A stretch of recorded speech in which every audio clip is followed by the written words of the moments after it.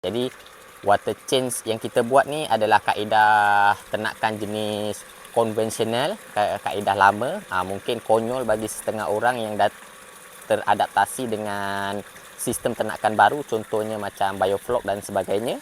Okey, semalam aku ada sharing pasal tanaman pandan yang aku relocation untuk ke tempat yang spot-spot, contohnya macam daripada tangki simen ni, daripada kolam simen ni outlet ke kolam tanah. Jadi spot yang aku cakapkan ni, relocation tentang daun pandan ni adalah di tempat pembuangan air daripada kolam simen ni lah. Kalau daripada kolam tangki ada tempat bahagian kolam tangki, dan daripada strukturnya tangki pun ada bahagian outlet untuk kolam tangki yang dalam struktur.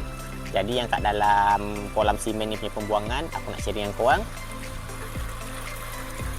Okey, sekarang aku tengah buat water change lah, tempat pembuangan air lah, dalam 30% ataupun 50%, tengok bergantung pada tahap kekotoran air ternakan kita ni. Jadi sekarang aku tengah buka pipe outlet dia. Sini ada ball valve, kalau kau nak tengok kita dah buka.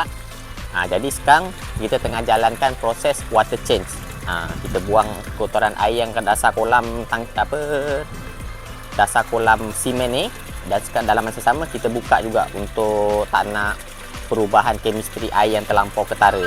Dalam masa yang sama buang, kita ada masukkan sikit-sikit air baru dalam kolam simen ni lah, supaya ikan tak terkejut dan tak stres bila terima perubahan kemistri air yang baru.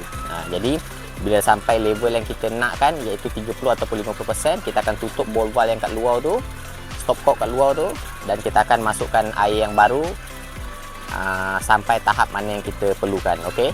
Jadi kat sini bagi aku rawatan kolam yang kat luar ni adalah sangat penting lah, sebab bila kita buang kekotoran amonia kat dalam kolam tanah ni, kita perlu ada rawatan untuk sihatkan kembali air kolam tanah kita tu. Okey.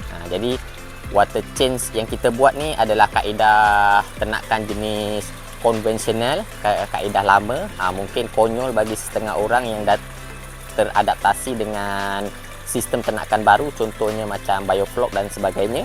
Tapi aku hormati tentang perubahan peradaban tentang ternakan ni.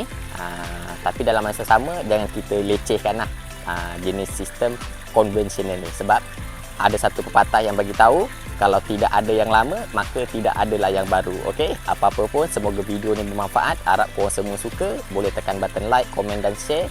Yang belum subscribe ataupun follow, boleh tekan button follow. Okey, Assalamualaikum.